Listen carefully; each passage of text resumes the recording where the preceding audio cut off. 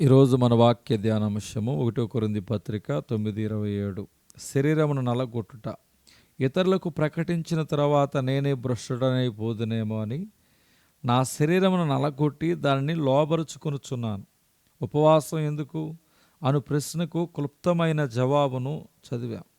తదుపరి ఎన్ని దినములు ఉపవాసము చేయవలనో అనే ప్రశ్న కూడా వాక్యానుసారమైన జవాబును కనుగొన్నాం. ఉపవాసం యొక్క శక్తి ఎంతో విలువైనది.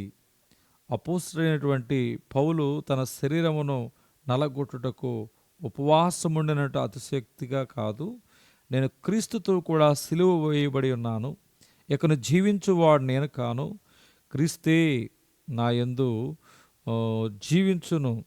జీవించుచూ ఉన్నాడని గలతీ 2:20 అని చెప్తున్నాడు. ఉపవాసం ఉండగా మిమ్మల్ని మీరు పరీక్షించుకోండి. ప్రవక్త ఏలియా చేసిన ప్రకారము కుటుంబము అను బలిపీఠమును బాగు చేయండి. చేపలు పట్టు జాలరులు తమ వలలు బాగు చేసుకునిచున్న ప్రకారము మీ జీవితంలోని లోపములు సరిచేసుకోండి. శాస్త్రియగు ఎజ్రా ఏడ్చుచు దేవుని మందిరం ఎదుట సాష్టాంగపడుచు పాపములను ఒప్పుకొని ప్రార్థన చేసెను.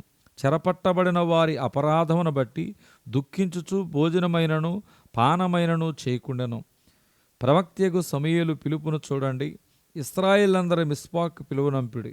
నేను మీ పక్షమున యెహోవాను ప్రార్థన చేతునని చెప్పగా వారు మిస్పాలో కూడుకుని నిలుచేది యెహోవా సన్నిధిని కుమ్మరించి ఆ దినము ఉపవాసముండి యెహోవా దృష్టికి మేము పాపాత్ములను ఒప్పుకున్నారు. పూర్ణ హృదయముతో ప్రభువైపు తిరుగుటకు ఉపవాసము ఆవశ్యకము.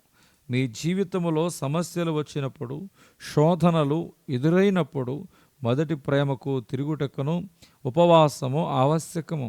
పూర్ణ హృదయముతోనూ పూర్ణాత్మతోనూ పూర్ణ బలముతోనూ ప్రభువును ప్రేమించుటకును సేవించుటకును ఉపవాసము అవసరం.